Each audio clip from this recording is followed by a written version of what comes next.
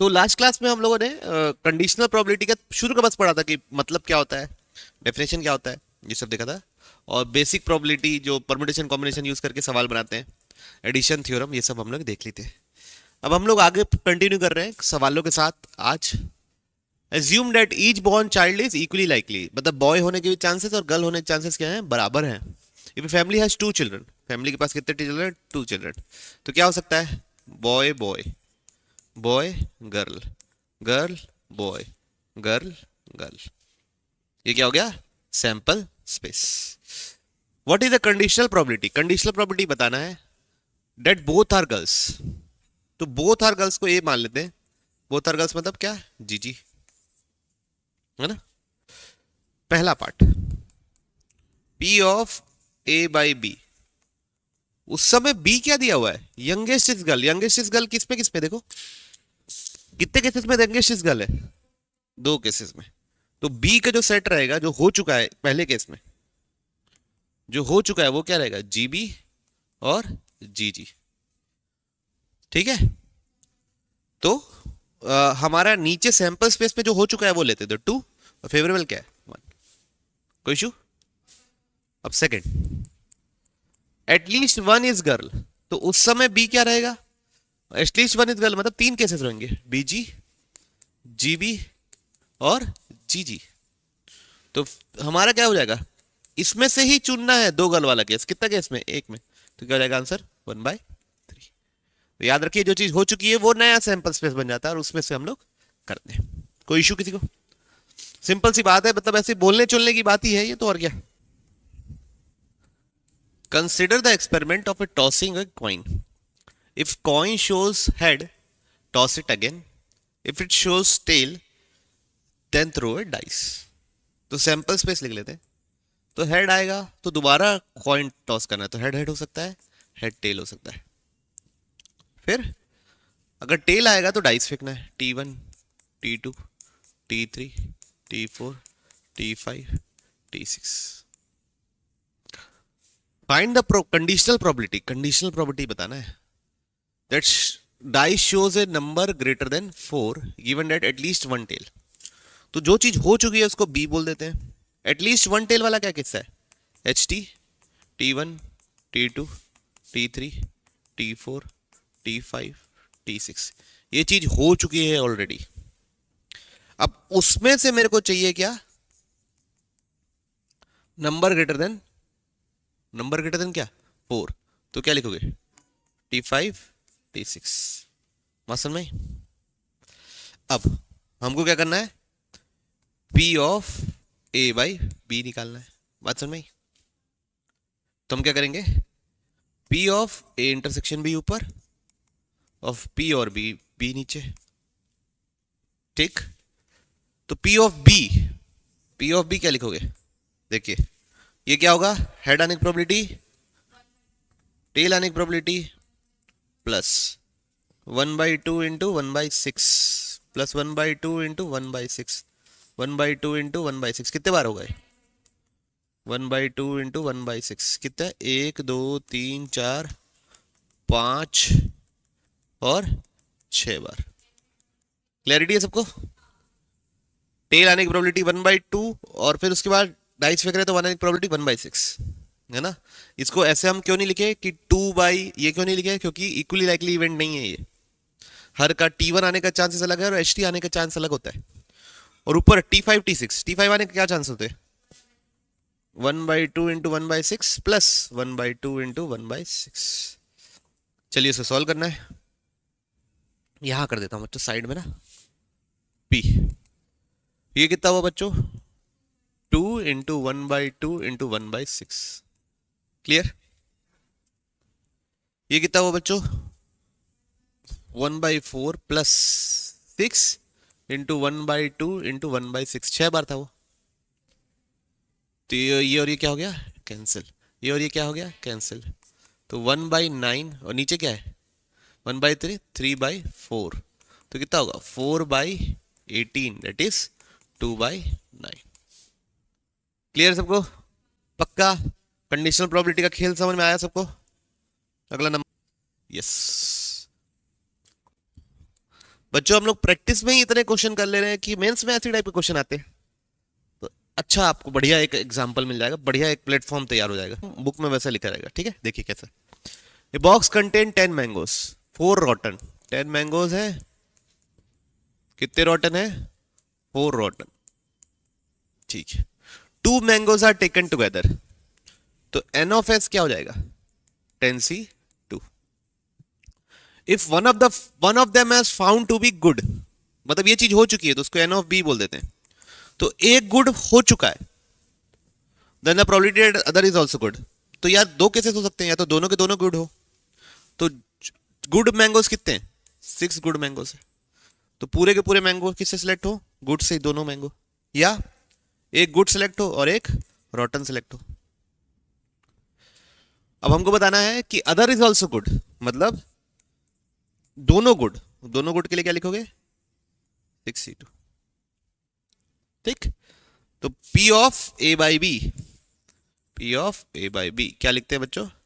P of A intersection B divide by P of B। P of B क्या लिखोगे बच्चों? 6C2 plus 6C1 into 4C1 divide by 10C2। 10 से divide करना पड़ेगा। P of A intersection B क्या लिखोगे? 6C2 by 10C2। तो 10C2 cancel. ऐसा आपको स्कूल में लिखना पड़ेगा, ठीक, बोर्ड एग्जाम में। अब अपन बदल थोड़ी नहीं सकते कि अपन अपना स्टाइल लिख के आ गए कि P of A by B भी नहीं लिखे, हटाओ करके। अब जेई के लिए तेज तेज सॉल्व करोगे तो नहीं लिखोगे ना ये सब, कि लिखोगे पूरा? आप लिखोगे ना। ठीक, 6C2 कितना होता है? 15। 15 प्लस 24, तो 15/39, तो 5/13। सबको क्लियर? पक्का? मल्टीप्लीकेशन थ्योरम ऑफ प्रोबेबिलिटी, यहां से अब अच्छी बढ़िया बढ़िया थ्योरम चालू हो रही है, आपको बहुत मजा आएगा। देखिए, multiplication rule of probability of 2 और मोर देन 2 इवेंट्स। तो ए बी एंड सी तीनों हुआ है, तो P of A intersection B intersection C को क्या ले सकता हूं? P of A into P of B by A into P of C by A intersection B। आपको देख कर लग रहा होगा क्या लिखे हैं, एकदम सिंपल बात है। अभी सवाल देखेंगे सब।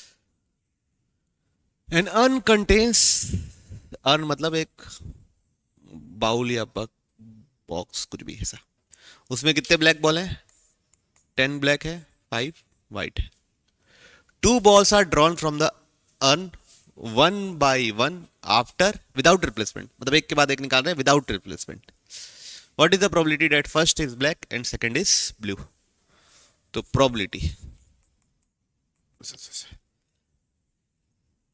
क्या 10 black, 2 balls are from urn, what is the probability that first is black and second is white? तो फर्स्ट ब्लैक निकालने की probability क्या होगी? 10/15। फर्स्ट ब्लैक निकालने की प्रोबेबिलिटी क्या होगी? 10/15। और दूसरे व्हाइट निकालने की प्रोबेबिलिटी क्या होगी? 5/40। ठीक, समझ गए? पहला 10 में से एक निकल गया, तो कितने बॉल्स बची? अब पहले 15 थी, अब कितनी हो जाएगी? 14। और उसमें से व्हाइट निकालने की प्रोबेबिलिटी क्या होगी? 5/14। बस खत्म हो गया, यही है। तो ये क्या है? Multiplication theorem. जैसे तुम ऐसा करो, 10 नीचे इसको ऐसा कर लो, वैष्णवी आर्या जो भी तुम्हारा नाम है, 10C1 into 5C1 divide by 2 divide by 10C2। ये करो, ये आएगा आंसर तुम्हारा। ये कितना हुआ? 3। ये कितना हुआ? 5 7। ये क्या है? 5/21 है ना? उधर से देखिए क्या निकल रहा है? 5/9। अरे 15C2 लिखोगे ना नीचे, क्या लिखोगे? 15C2। अब देखें क्यों किया, समझ में आया? आर्या जब भी हम ये लिखते हैं 10C1 इंटू 5C1, तो आप ये नहीं डिसाइड कर रहे हो कि पहले 10 निकला है कि बाद में 5 निकला है। यहाँ पे दोनों फिक्स हो गया, दोनों केसेस ऑटोमेटिकली हो गए कि पहले 10 निकला 5 निकला, और पहले 5 निकला 10 निकला, दोनों इसमें इन्वॉल्व हो जाता है जब भी हम मल्टीप्लाई करते हैं। तो ठीक है, देखिए 3 cards are drawn successively without replacement from a 52 well shuffled card. First क्या निकलना चाहिए? जैक। जैक कितने होते हैं? 4। तो पहले कार्ड जैक निकलने के चांसेस क्या होंगे? 4/52। ठीक है। फिर सेकंड कार्ड क्या निकलना चाहिए? क्वीन। क्वीन कितनी होती है? 4। लेकिन अब कार्ड कितने बचे? यहां पे एक निकल चुका है तो बचे कितने? 51। फिर अगला क्या? किंग। किंग कितने होते हैं? किंग भी 4 ही होते हैं, लेकिन कार्ड इस बार कितने बचे? 50। समझे? 4 कितने? 13 4 2 25। तो ये आएगा 8 पता नहीं 13 इंटू 15 इंटू 25। याद रखिए इस चीज को भाई, आप ऐसा नहीं लिख दे सकते 4C1 into 4C1 into 4C1 divide by 52C3। It is wrong.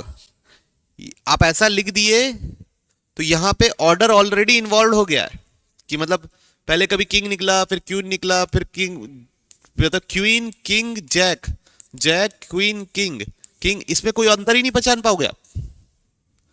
इनमें से कोई एक केस उठाना है, इसलिए डिवाइड बाय 3 फैक्टोरियल करोगे तो आंसर आएगा। चेक कर लो नहीं तो।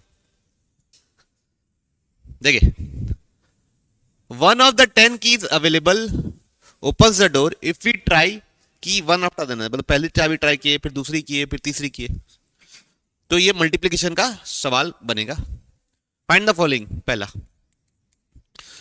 फर्स्ट अटेम्प्ट में गेट खुल जाए तो 1/10, एक ही तो 10 में से तो एक ही की सही है।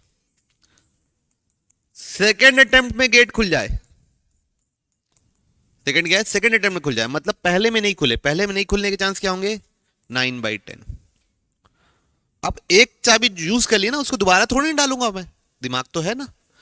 तो अब मैं क्या यूज करूंगा? दूसरे में खुल जाए तो 1/9, तो ये भी कितना है बच्चों? 1/10। थर्ड, तीसरे अटेम्प्ट में खुल जाए तो पहले में नहीं खुला, 9/10, अब एक की कम हो गई, इस बार भी नहीं खुलेगा, 8/9। अब इसकी बार खुलेगा 1/8, ये भी कितना है बच्चों? 1/10। भाई प्रोसेस तो यही चलेगा हर बार। तो 10वें अटेम्प्ट में भी कितना होगा? फाइनल आंसर तो आना है क्या है? 1/10 ही आना है, लेकिन पहले बार में 9/10 into 8/9 into 7/8 dash dash dash, आखिरी में 1,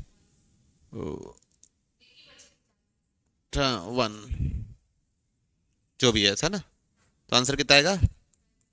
1/10। Okay, clear? कोई दिक्कत नहीं? हाँ बताओ क्या? ए bag contains W white balls और 3 black balls. Balls are drawn one by one without replacement till all the black balls are drawn. मतलब एक एक करके निकालते हैं जब तक सारे ब्लैक बॉल नहीं के निकल जाते। Find the probability that this procedure drawing balls comes to an end at rth position.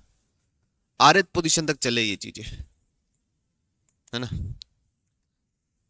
मतलब लास्ट जो बॉल है वो ब्लैक होगी, मतलब rth ड्रॉ में बॉल ब्लैक होगी। ठीक, तो मेरे पास कितनी, शुरू में कितने ड्रॉ होंगे? R-1 ड्रॉ, उसमें 2 ब्लैक निकलने हैं और W वाइट निकलने हैं, 2 ब्लैक निकलने हैं और W वाइट निकलने हैं। ठीक,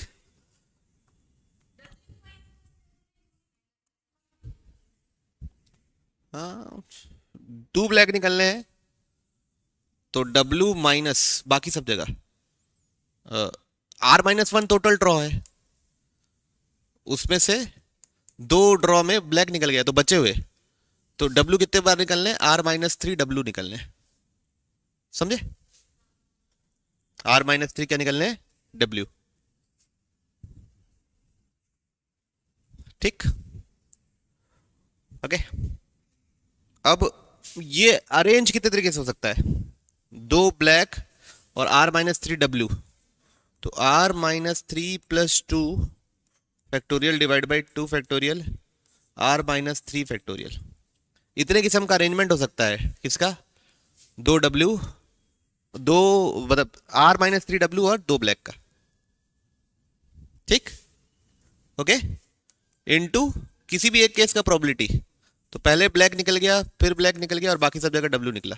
तो पहले ब्लैक निकलने की प्रोबेबिलिटी 1/W+3, पहले स्टेज में ब्लैक निकलने की प्रोबेबिलिटी।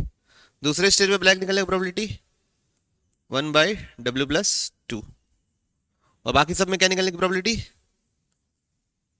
W/W+1 इंटू W-1/W, ऐसे करते करते ऐसा करना पड़ेगा। ठीक है, तो ये किसका सवाल है? ये इसका सवाल ही नहीं है। ये किसका सवाल है? हाँ? बॉल्स कम होती जा रही है, व्हाइट बॉल है, उसके बाद पहले पहले ब्लैक निकला, दूसरे में ब्लैक निकला, बाकी सब में डब्ल्यू निकला। ठीक है, अच्छा देखो एक बार, ये आपको ये समझ नहीं आ रहा होगा कि सर, हाँ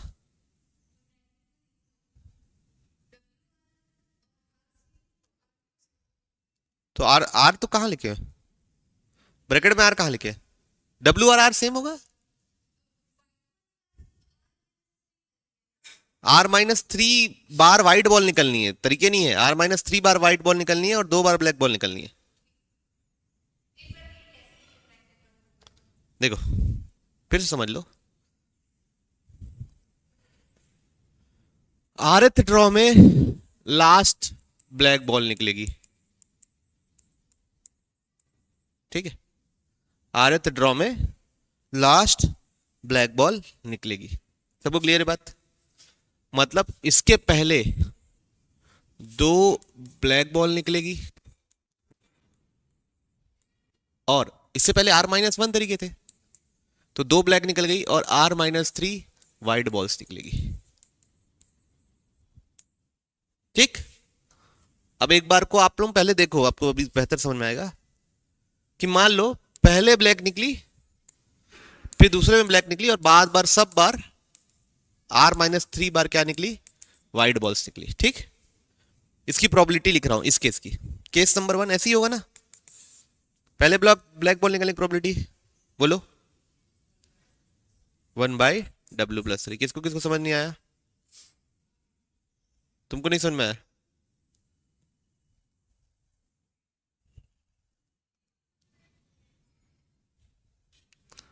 नहीं समझ में आया भूमि को अभी भी? नहीं, W number of white balls है। हाँ, तो 1/W+3। दूसरे स्टेज में व्हाइट बॉल निकलने की प्रोबेबिलिटी, ब्लैक बॉल निकलने की प्रोबेबिलिटी, क्यों ऐसा हुआ? अब तीसरे स्टेज में व्हाइट बॉल निकलने की प्रोबेबिलिटी, अभी व्हाइट बॉल कितनी बची है? पूरी डब्ल्यू ही बची है। टोटल बॉल कितनी हो गई?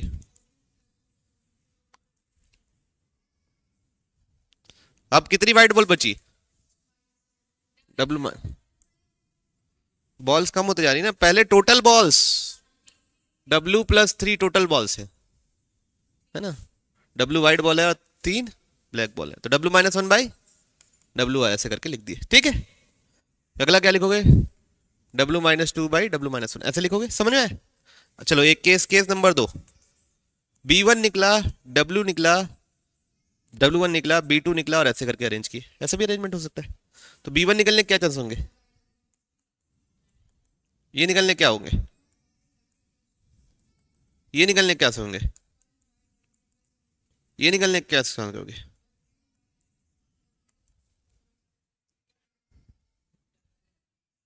W/W। उसके बाद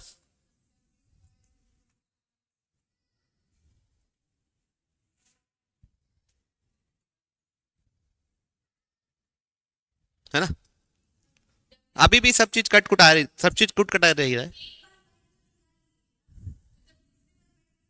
हाँ, तो W-1 लिखना पड़ेगा ना कुछ भी। W-1/W, समझ रहे हो? तो देखो ये सेम चीज ही लिख रहे हो क्या?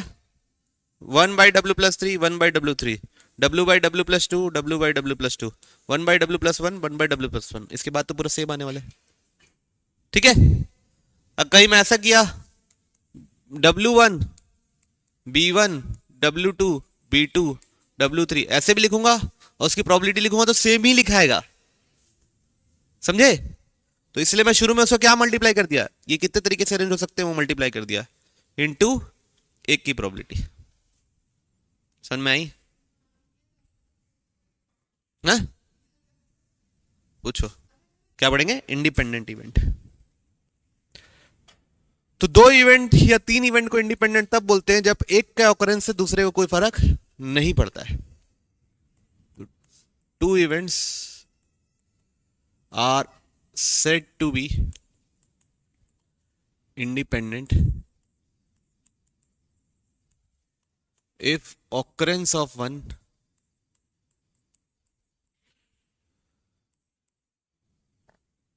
has no impact on another।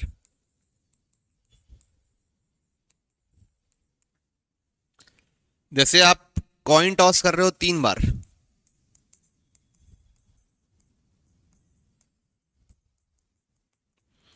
तो पहली बार में हेड आए उससे ये बिल्कुल फर्क नहीं पड़ता कि दूसरे बार में क्या आने वाला है।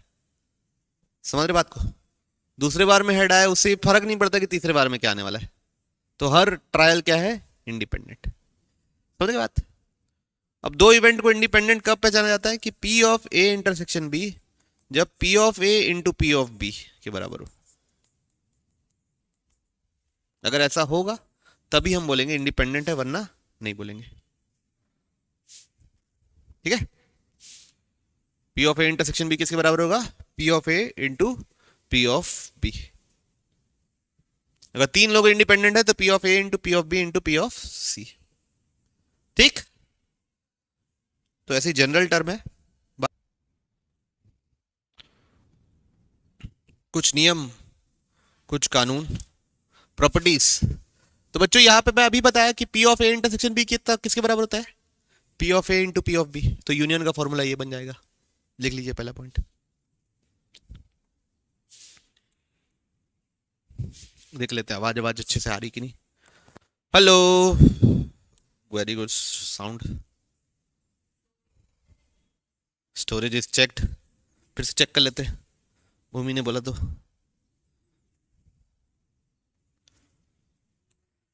पंद्रह GB फ्री है। ठीक है भूमि,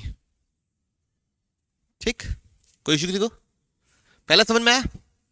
फिर बच्चों अगला बात, अगर A एंड B इंडिपेंडेंट है तो उनके कॉम्प्लीमेंट भी इंडिपेंडेंट होंगे, है ना? अगर A और B इंडिपेंडेंट है तो उनके कॉम्प्लीमेंट भी क्या होंगे? इंडिपेंडेंट होंगे। Events complement are also independent, मतलब A कॉम्प्लीमेंट B भी इंडिपेंडेंट होगा, A B कॉम्प्लीमेंट भी इंडिपेंडेंट होगा, A कॉम्प्लीमेंट B कॉम्प्लीमेंट भी इंडिपेंडेंट होंगे। ओके?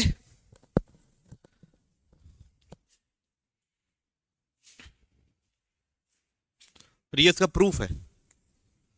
जैसे P of A complement intersection B लिखा हुआ है, तो इसका मतलब क्या होता है? P of B minus P of A intersection B। पता है ना ये बात? पता है ना? तो P of B into P of A minus sorry P of A into P of B लिख देंगे। दोनों में से P ऑफ B कॉमन ले लिए तो अंदर क्या बचा? 1 माइनस P ऑफ A। तो ये क्या हो गया? P of B into P of A intersection. तो इंडिपेंडेंट हो गया ना, दिस इंटू दिस प्रूफ कर दिया। तो ये भी A और B कॉम्प्लीमेंट भी इंडिपेंडेंट होंगे और ये भी इंडिपेंडेंट होंगे, सब लिखा हुआ है और इसका प्रूफ भी लिखा हुआ है। मैं नहीं कर रहा, बार आप लोग देख के नोट कर लीजिए, कुछ ऐसा बहुत ज्यादा काम का नहीं है। लेकिन आपको हाँ ये प्रॉपर्टी पता होना चाहिए, A और B इंडिपेंडेंट है तो उनके कॉम्प्लीमेंट्स भी हर पेयर वाइज इंडिपेंडेंट होंगे। ठीक है वैष्णव? बहुत बढ़िया क्वेश्चन रहते हैं यार इससे, मतलब मजा आएगा आप लोगों को। ए फेयर कॉइन, अब मतलब इसके आगे आपको एंजॉयमेंट शुरू होगा। पढ़ो question. A fair coin is tossed, बार बार फेंक रहा है साले का। If tail appears on the first four, find the probability that head appears on the fifth toss. पहले आखिरी का कोई लेन देना है शुरू में से? आंसर चेक करो।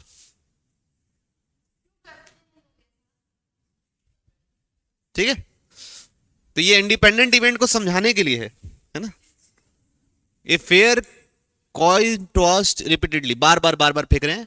आपको ये दे दिया है कि पहले 4 बार में क्या हुआ है टॉस में, तो फर्स्ट 4 टेल ये दिया हुआ है, ये गिवन है। और क्या फिफ्थ टॉस क्या होना चाहिए? फिफ्थ चॉइस क्या होना चाहिए, हेड। तो P of A by B निकालना है, ये हो चुका है, उसको नीचे लिखे जो होगा। तो नीचे क्या लिखोगे, पी ऑफ बी, ऊपर क्या लिखोगे, P of A intersection B. अब आपको देखते साथ ही पता चल रहा है ये इवेंट कैसा है, इंडिपेंडेंट। तो P of A intersection B को क्या लिखोगे, P of A into P of B divide by P of B. P of B क्या हो गया, कैंसिल। तो पी ऑफ ए बाई बी किसके बराबर है, पी ऑफ ए के ही बराबर है अगर इंडिपेंडेंट इवेंट है तो। पी ऑफ ए मतलब फिफ्थ टॉस में तुम्हारा वो आना चाहिए, तो क्या होगा 1/2। ठीक है, क्लैरिटी। तो आपको दिमाग से समझ में आना चाहिए कि इंडिपेंडेंट इवेंट है कि नहीं है। Clear. P of A by B ये होता है बच्चों P of A intersection B divide by P of B. P of A by B complement ये हो जाएगा बच्चों P of A intersection B complement divide by P of B complement. दोनों बराबर है तो दोनों को इक्वेट कर दो। तो P of A intersection B divide by P of B is equal to P of A intersection B complement divide by P of B complement. अब prove that A and B are independent. चलिए खैर इसको देखते हैं। P of ए इसको क्या लिख सकते हैं, कुछ नहीं, ये तो वैसे ही है। पी ऑफ बी इसको लिख सकता हूँ बच्चों P of A minus P of A intersection B, और यहां पे लिख सकता हूं 1 minus P of B. Basically अब मेरे को मोटा मोटी क्या चाहिए, P of A intersection B चाहिए मेरे को। अगर वो P of A into P of B के बराबर आ गया तो इंडिपेंडेंट। क्रॉस मल्टीप्लाई कर दो तो P of A intersection B 1 minus P of B, P of A minus P of A intersection B into P of B.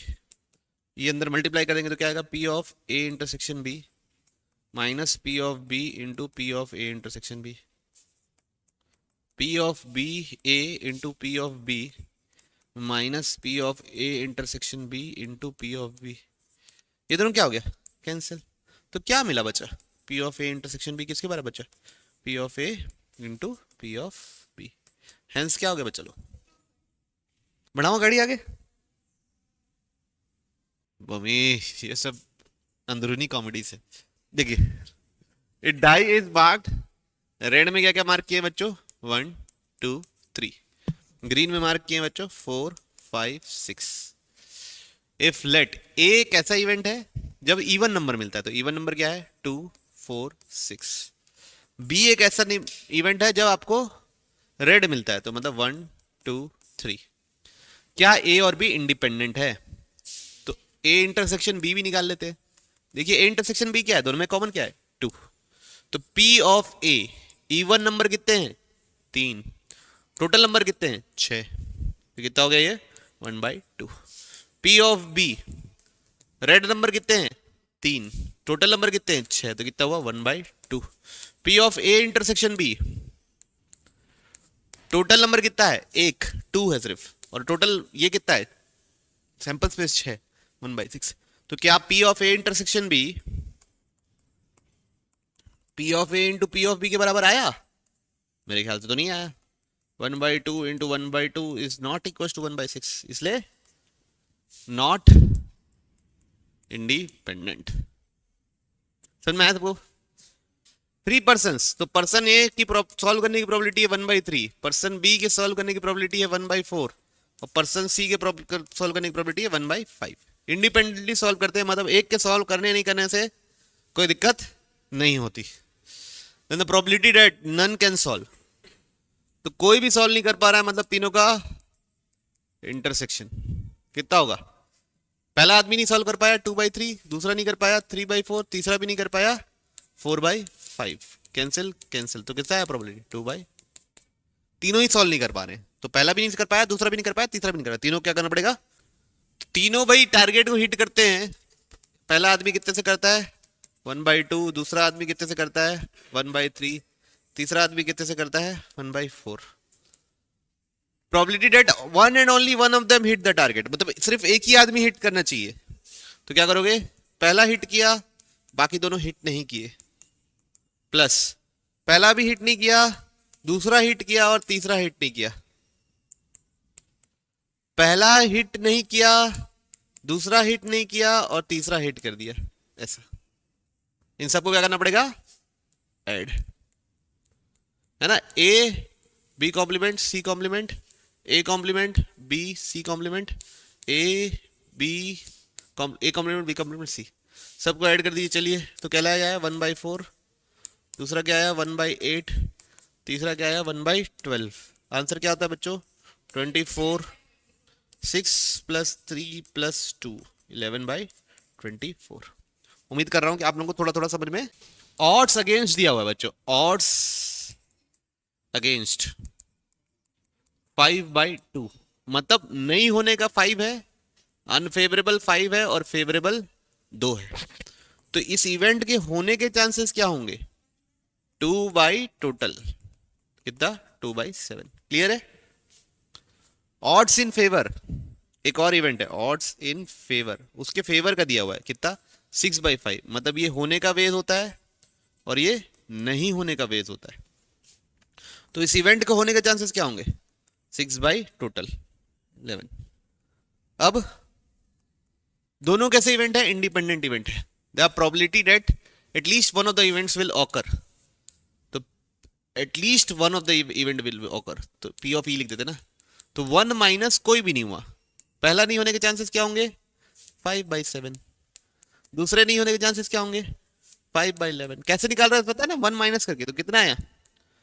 1 minus 25/77, date is 52/77। Clear है बच्चों? बढ़ो आगे मेरे ख्याल से। चलिए, 4 whole numbers are taken at random, मतलब frequency वाला सवाल हो गया बच्चों, क्योंकि होल नंबर तो अनगिनत होते हैं। तो probability that the product is, तो क्या क्या डिजिट होते हैं पीछे वाले?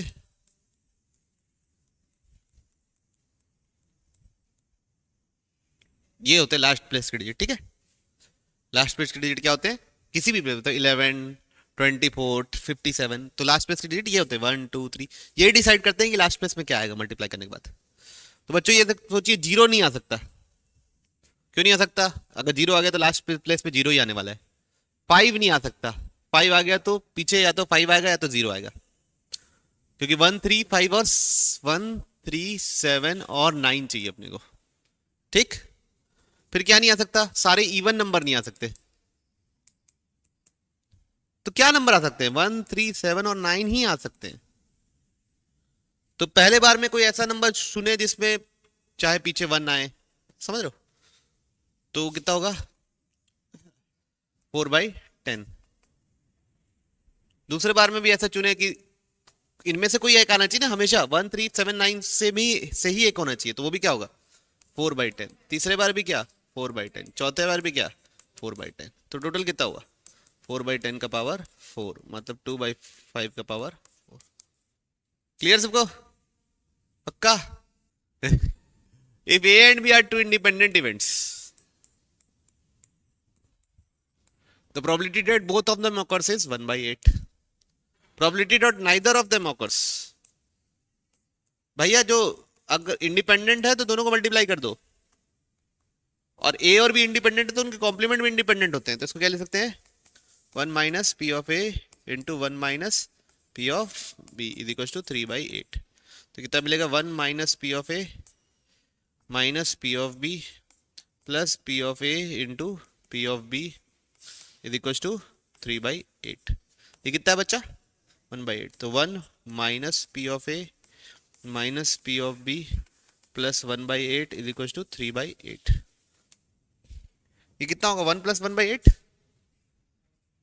9/8 minus 3/8 is equal to P of A plus P of B.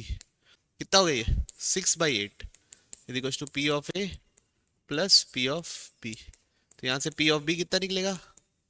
3/4 minus P of A. Okay, अब इसको किस इक्वेशन में डाल देंगे? फर्स्ट इक्वेशन में। तो क्या आएगा बच्चों? P of A into 3/4 into P of A minus P of A is equal to 1/8। पन्ना पलटे तो एक क्वाड्रेटिक इक्वेशन बनेगी। तो P of A 3/4 minus P of A का whole square is equal to 1/8। LCM ले ले, 3 P of A minus 4 P of A का whole square is equal to 2, 1/2। Is equal to 1/2, ये ऐसा कटेगा। तो 6p of A, LCM LCM लेके solve किया ना बच्चों, आप उसकी जिम्मेवारी आप लोगों की है। 6p of A minus 8p of A का whole square is equal to 1। तो जीरो बराबर क्या आया, p ऑफ ए का 8p ऑफ ए का whole square minus 6p of A plus 1। किसमें ब्रेक हो जाएगा, किसमें ब्रेक हो जाएगा, 4 2 अब। तो एक ब्रैकेट बनेगा बच्चों 4p माइनस 1 और एक ब्रैकेट बनेगा 2p माइनस 1 बराबर 0। तो p बराबर 1/2 या 1/4। क्लियर सबको, बढ़े आगे। अनटिल मतलब जब तक 4 नहीं आता तब तक फेंके जा रहे हैं, फेंके जा रहे हैं, फेंके जा रहे हैं, हाथ नहीं दुख रहा आदमी का। What is the probability that even number of tosses is needed. देखिए तो भाई ये even number of tosses needed मतलब पहले बार फेंके, पहली बार फेंके नहीं आया तो क्या होगा, नंबर ग्रेटर देन 4 कौन कौन से, तो उसके होने की प्रोबेबिलिटी क्या होगी, नहीं होने की प्रोबेबिलिटी क्या होगी, 4/6। तो पहले बार में नहीं आया तो क्या लिखेंगे 4/6, और दूसरी बार में आ गया 2/6। आई बात समझ में, फर्स्ट में फेल हो गया, सेकंड में सक्सेस हो गया, प्लस ये एक केस हो सकता है, या एक केस हो सकता है पहले बार में नहीं आया, दूसरे बार में भी नहीं आया, तीसरे बार में भी नहीं आया, और चौथे बार में आ गया।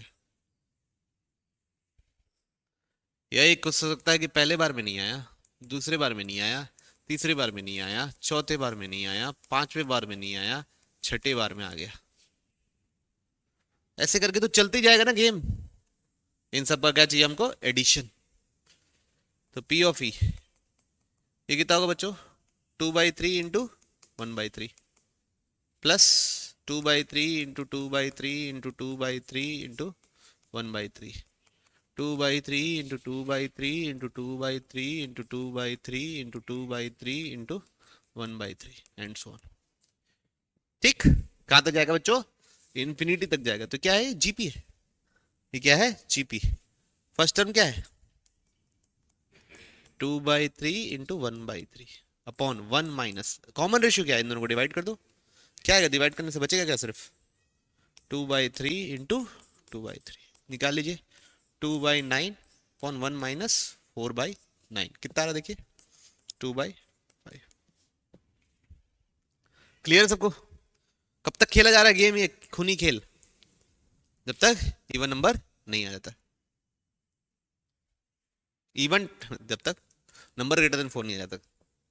और क्या बोला है, कब तक इवन टाइम्स में आना चाहिए, फर्स्ट बार में नहीं आना चाहिए, सेकंड में आना चाहिए, फोर्थ में आना चाहिए, सिक्स्थ में आना चाहिए। तो कैसे हो गया ये, इनफाइनाइट जीपी बन गया। देखा जाता, देखो A pair of 1 by dices are rolled till either sum of 5। 5 कैसे कैसे मिलेगा, 1 के टेबल में 1 4 मतलब 2 से चालू होगा तो 2 5, फिर 3 4, 3 4 नहीं, फिर 4 1 और फिर 5 2।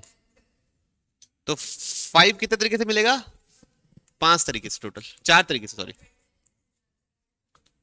फिर 7 कितने तरीके से मिलेगा, 1 6 2 5 3 4 4 3 5 2 और 6 1।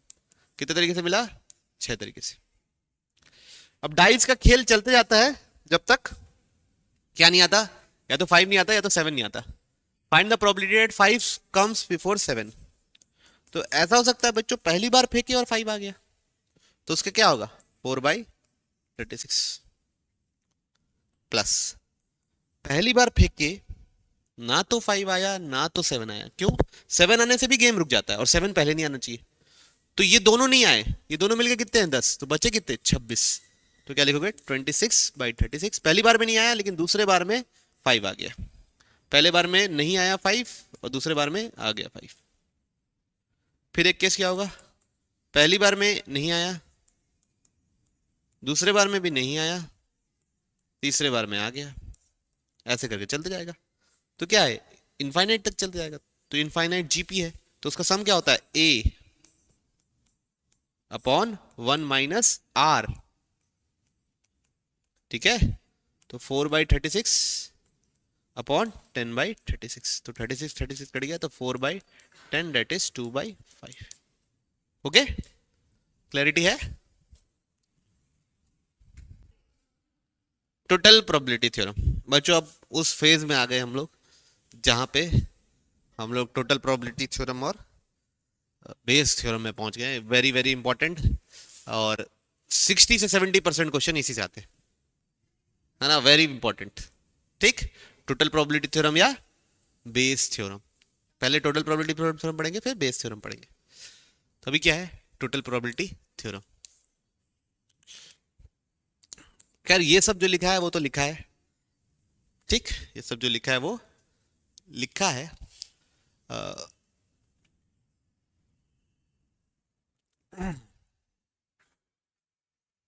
मैं आपको अपनी देसी भाषा में समझाता हूँ क्या है। मान लीजिए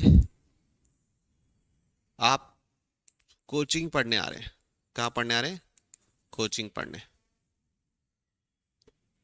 कई लोग ना कोचिंग, मतलब एक कोई समझ लीजिए भूमि ही है, वो कभी अपने पापा के साथ आती है। पापा के साथ आने के चांसेस बहुत कम है, पापा बिजी रहते हैं, तो उसकी प्रोबेबिलिटी क्या है? 0.2। कभी साइकिल से आती थी पहले, तो साइकिल से आने के चांसेस है, अब तो बहुत कम हो गए, 0.5, 0.1, या अपनी गाड़ी से आती है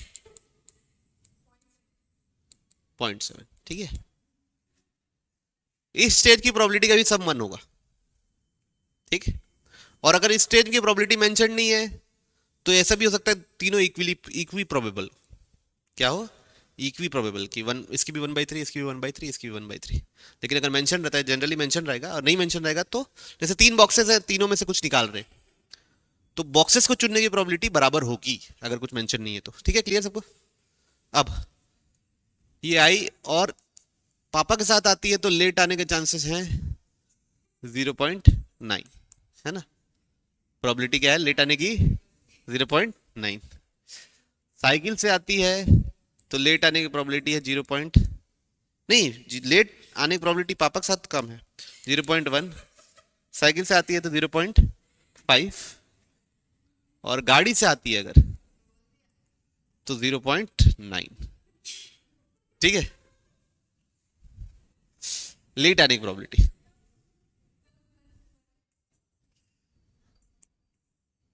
इस स्टेज की प्रोबेबिलिटी का आपस में कोई लेना देना नहीं रहता। ठीक, अब आपसे पूछ लिया कि प्रोबेबिलिटी बताइए कि भूमि लेट है, तो ये रास्ता 1, ये रास्ता 2, ये रास्ता 3।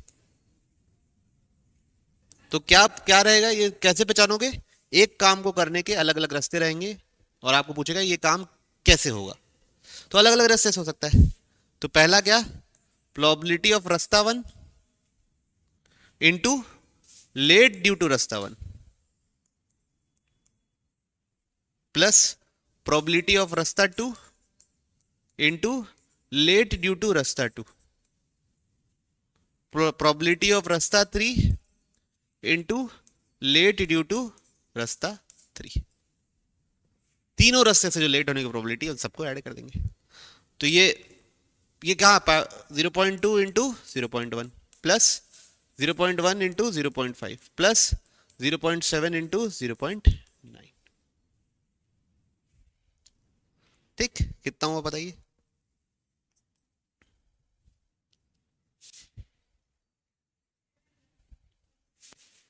क्या 0.7? तो 70% चांसेस हैं बच्चों कि भूमि क्या है, लेट है। 0.07? How come? 0.07 हो ही नहीं सकता, इट इज अनबिलीवेबल। ये कितना हुआ? 0.02 प्लस 0.05 प्लस 0.63। ठीक है, चलिए एक और देखते हैं, एक और एग्जांपल बता देता हूं। 2 बैग्स हैं। कितने बैग हैं? 2 बैग्स, बैग B1 और एक बैग B2।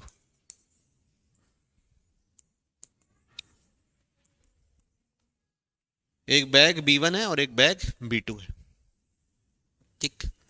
इसमें 4 वाइट 2 ब्लैक बॉल है, इसमें 3 वाइट और 4 ब्लैक बॉल है, ठीक।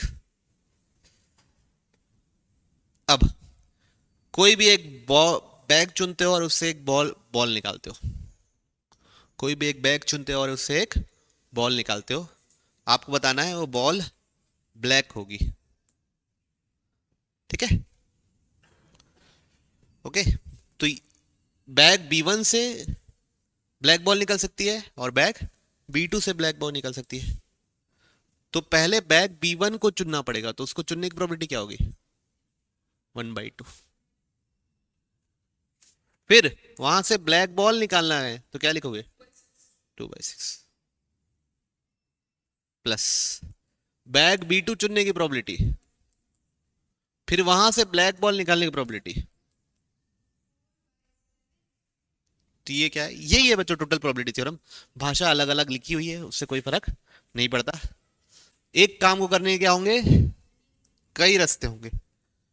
फिर उस काम को करने के क्या होंगे? तो सबके रास्ते की प्रोबेबिलिटी को हम क्या कर देंगे? ऐड। और लिखते कैसे हैं? P of B1 into P of B/B1, ठीक है, plus P of B2 into P of B/B2। मतलब बैग चुनने की प्रोबेबिलिटी इंटू उस ब्लैक में से ब्लैक बॉल, उस बैग में से ब्लैक बॉल चुनने की प्रोबेबिलिटी, बैग 2 चुनने की प्रोबेबिलिटी प्लस इंटू उस बैग में से, समझ गए? इससे पहले मल्टीप्लिकेशन में ये करते थे, अब मल्टीप्लिकेशन के साथ क्या हो गया? और एडिशन हो गया। तो इसको क्या बोलते हैं? Total probability theorem. अब देखें थ्योरी में क्या लिखा है, पता नहीं क्या क्या लिखा है ना। सारे यूनियन को करते हैं तो पूरा सैंपल स्पेस बन जाता है, सबकी प्रोबेबिलिटी इंडिविजुअल वन से बड़ी है, और पेयर वाइज डिसजॉइंट है, क्या क्या लिखा है, हटाओ ना, छोड़ो, समझ में ना आप लोग, देसी भाषा समझ। ये टोटल प्रोबेबिलिटी थ्योरम, ये इसको आगे पीछे चढ़ के जोड़ दूंगा, ये है टोटल प्रोबेबिलिटी थ्योरम, है ना। तो ये एक काम को करने के अगर कई रास्ते हैं तो A1 के रास्ते कैसे होगा, A2 के रास्ते कैसे होगा, AN के रास्ते कैसे होगा, उन सबका एडिशन, इसको क्या बोलते हैं हम लोग? टोटल प्रोबेबिलिटी थ्योरम, ठीक है। इसी को मैंने लॉन्ग फॉर्म में, तो शॉर्ट फॉर्म में आपको एग्जांपल के थ्रू अभी समझाया। नहीं, क्या लिखोगे? समझ में नहीं आया? हाँ? क्या?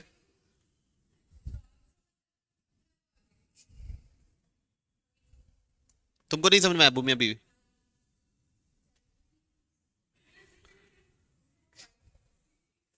अब है बेस थ्योरम, लगे हाथ बेस थ्योरम भी बता देता हूं बच्चों, क्योंकि दोनों भाई भाई हैं। बेस थ्योरम,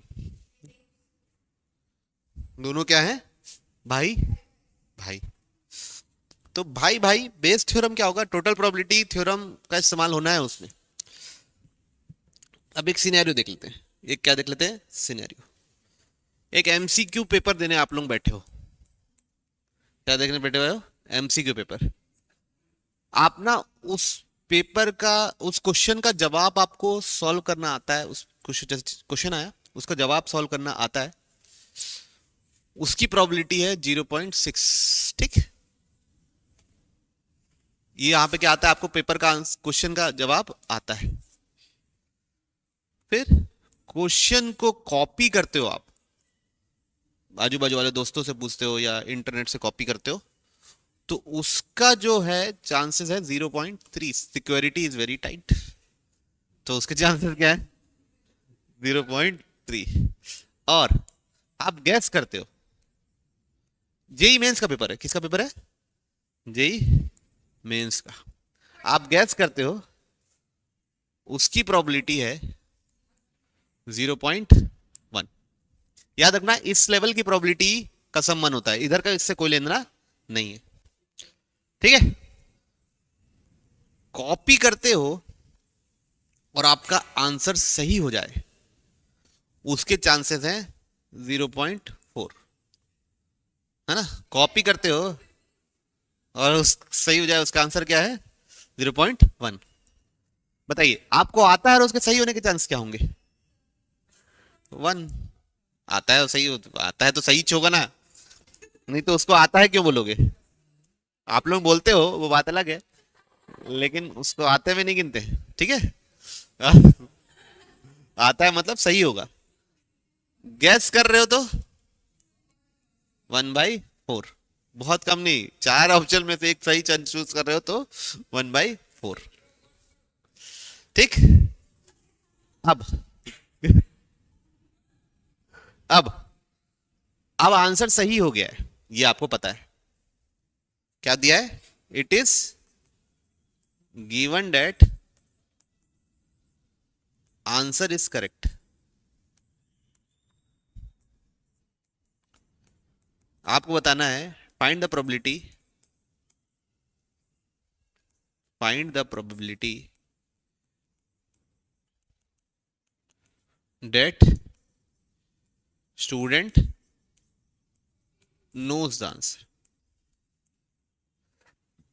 स्टूडेंट को आता था और सही हुआ, उसके चांसेस क्या होंगे? ठीक। तो देखो, आंसर सही हो चुका है ये मेरे को पता है, तो उसको हम क्या लिखेंगे? नीचे। ये चीज हो चुकी है, करेक्ट हो गया आंसर। और आपको बताना है कि इस रास्ते से, नोज के रास्ते से सही हुआ है, ये बताना है। ठीक है, ठीक है। तो ये बेस थ्योरम है। बेस थ्योरम में भी कई रास्ते होंगे करने के, और आपको बोल दिया रहेगा ये चीज हो चुकी है, आपको बताना रहेगा किस रास्ते से हुई है, उसकी प्रोबेबिलिटी क्या होगी। ठीक, समझ में आया? तो नीचे लिखेंगे क्या? पी ऑफ सी, और ऊपर क्या लिखेंगे?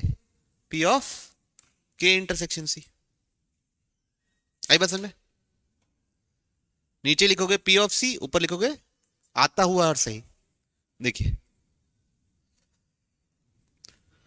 करेक्ट, करेक्ट नीचे करेक्ट, तो कैसे लिखोगे? 0.6 इंटू 0.1, आते के रास्ते सही, प्लस इस रास्ते से सही, प्लस इस रास्ते से सही। 0.1 इंटू 1.4, 1/4 कितना होता है? 0.25। ये नीचे पूरे सही होने का तरीका नीचे लिख दिए, ऊपर नो के रास्ते सही होने का तरीका। ये क्या हो गया आपका आंसर? तो ये क्या है? Bayes theorem. तो बच्चों ये two of the very important theorem, total probability theorem क्या थी? एक काम को करने के कई रास्ते रहेंगे, और वो काम कैसे हुआ ये बता दो। बेस थ्योरम, एक काम को करने के कई रास्ते हैं, वो काम हो चुका है, आपको बताना है इस रास्ते से कैसे हुआ।